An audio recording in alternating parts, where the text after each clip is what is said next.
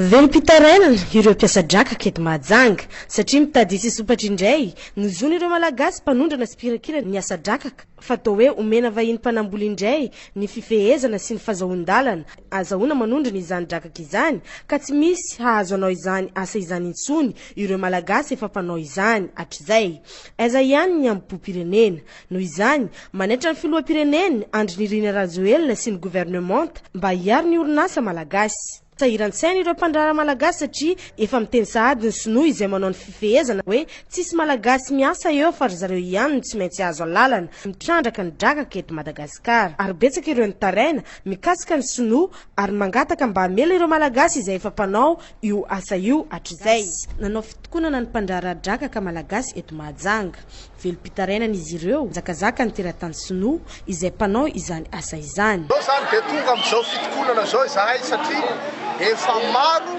ny antso avy izay natao tany aminay aman-jery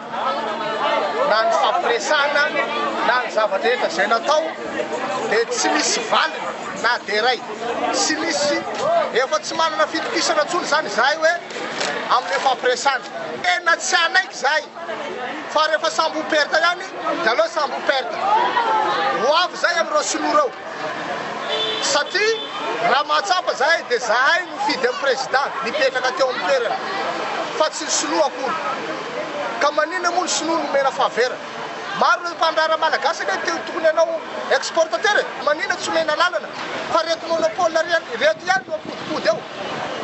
zahay tsy mila reto monopole reto fa napiditra faisana ny tokantranonay nikapokanay ny anaatra zahay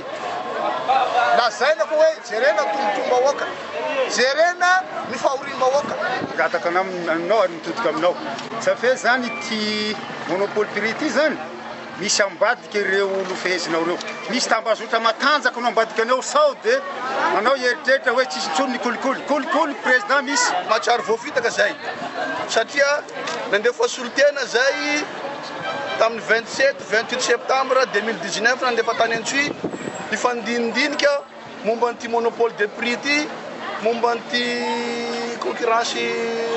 société malagasy ndraiky sinoa ty nefany tsisy vokany na ny dépense fotsiny ny fikambana nandefa olo 10 solotena andeha tany ka zany mahatonga zay mivorivory eto androany